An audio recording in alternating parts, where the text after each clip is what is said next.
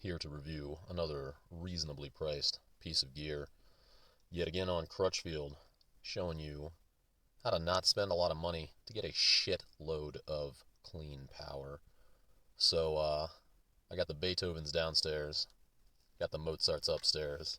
Mozarts don't require too much juice, and upstairs doesn't need that kind of volume, but the downstairs is where I want to jam.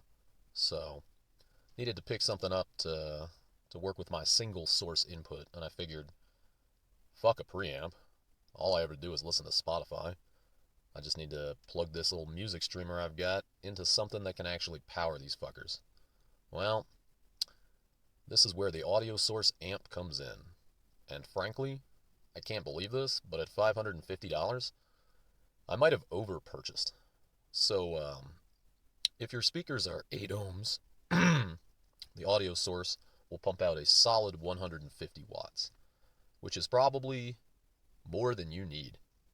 But if your speakers have a lower impedance than that, such as the Beethovens that I own, you'll be getting 225 watts at 4 ohms. I don't think they rated it at 6, but something tells me you could figure out the math. This thing is so OP, it's ridiculous. Like, I can't believe that you can get a Class AB amplifier for this price that puts out that kind of power. I mean, it's just a goddamn monster. So, if volume is a concern, I feel like I would barely even qualify this piece of gear as home audio unless somewhere in your home there was a ballroom and you needed to power 4 big speakers and you were going to set up 2 to the A and 2 to the B channel, and that was your intent. Because if that's the case, then this is your boy right here. In fact, I think that unless your speakers have very low efficiency or are truly very demanding, and you plan on hooking up 2 pairs of them, this amp is likely to be overpowered. But at $550, it's like, why wouldn't you get this? And I'll show you the other option that's a bit more reasonable. But the price point, as you can see here below, is not substantially less. And it still provides big time power. Those ratings that you see, that 100 watts for this one, and the 150 watts here for the 310, those are in no way max power ratings. Those are absolutely RMS ratings, and you can tell. So, going into the audio source, we'll talk about what they did right, which was most of everything, and what they did wrong, which was one really fucking annoying thing. So, here on the back of the unit, you've got all of the things that you would expect to find, and then some. On the left side, you have your inputs. You have your interrupting input, which is a cool feature. This allows you to have a second source that overrides the main source. Now, I can think of 2 particularly good reasons for that. One is that when you turn something else on, you want it to play instead of your main source. Or, the second and most likely use for this is that you just want to connect 2 sources, and this amp has 2 inputs. I mean, I guess technically it has 3 inputs, because it has those teeny little speaker level inputs that no one would ever use and are completely pointless and didn't need to be put onto this device. So, in a weird scenario where you wanted to run speaker level inputs to your second zone and then plug them into this amplifier, and those speaker level inputs use the world's smallest wires, then you could somehow jam them into those 12-cent clips that they put on the back and get the worst possible signal quality. But for those of us who are going to use this to power good equipment, or have even the most basic understanding of how to set up their audio system, you're going to set up using the red and white stereo line level inputs. And it works. It works exactly the way that you think. You put them in the main input. If you have a second one, you put it in the interrupting input. If you have a preamp, you funnel them all through to the line out and put it in the main input. Delay time, that little knob right there, that chooses how long the system waits when receiving a secondary signal to get the interrupt input to override the main input. I mean, I guess you're probably just using the interrupting input as a second input if you had a stereo system that is modern, for example, a digital music streamer and a phonograph with a preamped output. Then you would plug in those 2 inputs. We'll get back to master level. Bass and treble adjustments hidden on the back. I like that they hid those on the back so that people don't fuck with your stuff. But frankly, in an amplifier of this intent, considering that you can control bass and treble through virtually any source that you would put in, whether it be traditional like a preamp, or if you were just directly connecting your source because it had variable volume output, like my Sonos Connect, or any DAC, or any digital music streamer, or virtually anything, I guess, outside of a phonograph. I can't really imagine what else it would be these days, unless you had multiple things and you had a preamp. So I actually think that the bass and treble are a waste of time and money. Um, but you can set them to 0. They have a little notch to make sure that you're not coloring your music, which is fine. Mode offers stereo and bridged. Yeah, you can bridge this amp. In some sort of ludicrous universe where 225 RMS watts per channel was just not enough to drive your speakers, and you needed 450, you could bridge this amplifier. The only reasonable thing I could ever think of is a subwoofer, but presumably if you wanted to stack two of these insane black power bricks on top of each other, you could monoblock your speakers, and then you would not have ears anymore. The 12-volt trigger is exactly what you think that it is. The auto on is actually my favorite of all of the features of this amplifier. This is why I chose this amp over some others, other than its insane price point for the amount of clean power that you get. The auto on feature here allows the amp to turn itself into kind of like your network printer, where it goes to sleep until somebody clicks print and then it wakes up. This is super great for digital music streamers and other items. I know it's not that rare of a feature, but I feel like it's a necessity. An amp of this power can't be left on all the time, just like you should not leave a laser printer on all the time. You should allow your laser printer to go into sleep mode. Well, effectively, same here. It goes into sleep mode until it detects a line level input. My only beef with that is that the line level input needs to be at a certain power level, which can be a little annoying because, at least on my Spotify Connect, if the volume is below 30%, the amp won't even detect it. So it needs to get to 40% volume before turning on for me, or 35 or whatever. But frankly, that's about as quiet as I would even want background music to ever be anyway. Speaker terminals, gold plated, decent, nothing fancy there. Big old power plug input. The back of the amp is as you'd expect it. The front of the amp is also basically as you'd expect it. On the left, you have lights indicating whether it is in sleep mode, whether it is on as normal, whether it is off, or whether it is incurring clipping, which it pretty much never will, because this thing has way too much power to ever hit that. To my understanding, at least, I can't imagine the volume you would need. Speaker A and B selectors on the left. They're push button. It's actually quite useful. You can have both down at the same time. One of the logical uses for this amp is to split its power into the A and B simultaneous channels, because then you're bringing down the power of the amp's output to each individual speaker to only a lot instead of an insane amount.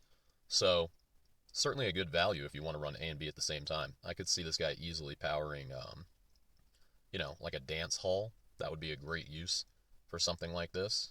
You would most likely get all of the volume and power that you need, assuming your dance hall is reasonably sized. I mean, you ain't powering a stadium with it, but if your local salsa club or whatever has a 30 by 30 foot dance floor, don't you worry, it will bump. On the right side, you've got a balance knob, nice little notch in the middle so you can leave it at 0, and you have a volume knob, which is kind of odd because you can only go to plus 6 dB, which introduces some signal noise, or more usefully, you can manually turn it down to negative 12. I find this feature to be helpful sometimes when I'm just standing near the amp and I want to hear somebody talking. I can swivel down the knob. I like that feature. The feature I don't like is located here on the back, and it's the one reason that I would say maybe you don't want to buy this amp. And it is the master level screws. As you can see, for some reason, you can independently control the master volume level of the left and right channel, which is fucking terrible. Why do you ask it's so terrible? Well, because there's no notch in the middle. Therefore, You only know that the left and right channels are truly balanced in the amount of power that they're receiving if the amp is set to one of two settings. And those settings are all the way up, which will destroy your eardrums, or all the way down, which will not output any sound. And let me tell you, this company is so dumb that they shipped the amp out with the master level screws turned all the way down. So for the first 15 minutes, I sat there thinking, my amplifier doesn't work. Because despite all the lights and clicks and everything looking set up properly, there was nothing coming out because the master levels were all the way down, and that's how they shipped the unit out. Now, if there was a notch in the middle, much like a balance knob, or a bass knob, or a treble knob, or any of the other knobs that they had put on the goddamn thing, then I could set them to equally put it at 50%. And then I would know that my left and my right channels were balanced. I mean, presumably. So, that is the one frustrating thing about this amp. There's two tiny little knobs on the back, and you have to get them close enough to correct and equal that you can't hear a difference, and then just assume that your channels are balanced. I feel like if they wanted to put two little master level knobs on the back to control independently certain volume maximums, the logic would have been A and B channel, not left and right speaker. So, taking a look at some of the info about this guy. 0.2% THD, I think it's like 0.19 if you go to their website. That's low enough that you're not going to hear it. 10 to 30,000, that's below and above your limited feeble human hearing ranges. 225 watts into 4 ohms is ludicrous power. I guess you could bridge it in mono mode if you ever needed to.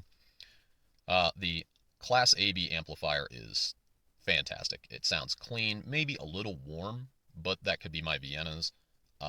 Ideal for use as a second zone amplifier is a hilarious comment, as if the smaller zone of your home needed this kind of energy. And the rest of it just kind of, lists out the shit that I talked about earlier. So, oh yeah, that weight, 33 pounds, that's legit. This thing is a monster. What would my final summation be? In a world where you needed to power 4 speakers that were all demanding, this might be the best deal on an amplifier I have ever seen. Setting up both your A and B channels simultaneously. You could piss off your neighbors by jamming really loudly in your house, and then, when they complained about it, you could push a button and jam just as loudly outside your house to really rub it in their face. I mean, I think this thing is almost intended to be used as both A and B channels simultaneously because the power is so nuts, but that makes it awesome. If you have demanding speakers and you want a just crazy amount of clean A-B power sent to only 2 channels. I think that powering 4 speakers that need power or powering 2 speakers that need a ton of power is exactly what this amp does well. Why should you consider not buying it? Well, the effective secret balance knobs on the back where you independently tune the left and right channel are a bitch. In theory, you could just turn them all the way up, but the amp is so goddamn powerful that you would then have to have a very finitely controlled volume selector source selector, so that you could get exactly the volume you want because of how much power would be running out of this thing. I tried setting mine up that way, and it just didn't work right, because with the auto detect signal, the higher that I turn up the power of the amplifier, the more volume comes out of the amplifier at even the lowest detectable volume setting, and the less gradient I have because that floor has been moved up. So I just trying to eyeball mine at half and went with it. And that's probably what you would have to do. I mean, I guess unless your speakers were really inefficient. The best thing you could do conceivably would be to turn the back dials all the way up and then turn the front volume dial all the way down, which is what I tried.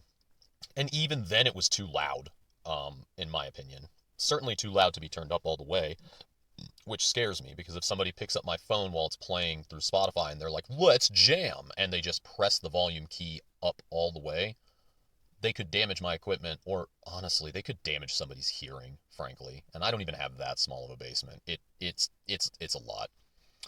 So If you've got thirsty high quality speakers or for good quality speakers, go ahead and buy this guy. It's nuts.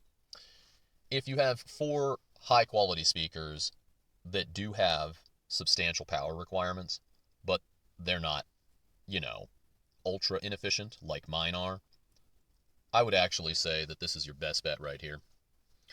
I know it seems kind of dumb to buy an amp for 120 bucks less, which is, nothing when you're buying audiophile or high quality at least equipment. But the the power rating, I mean, it's essentially the same amp, and you get 100 watts per channel or 125 into 4 ohms. You can dial those dials on the back all the way up, dial the volume control on the front all the way down, and I'm pretty damn sure that's going to be the loudest you would ever want to play your speakers. This one might not be as good if you had a B set, although if that was a small B set, then whatever. But I almost kind of wish that I bought this amp just so that I would know that my channels were balanced, because I could dial it all the way up on the back and then control it through my phone. And even for the Beethovens, which want a lot of power, I'm pretty damn sure that at 125 Class AB RMS watts per channel, it'd give me everything I need, and I don't think it would be lacking in those low-end frequencies.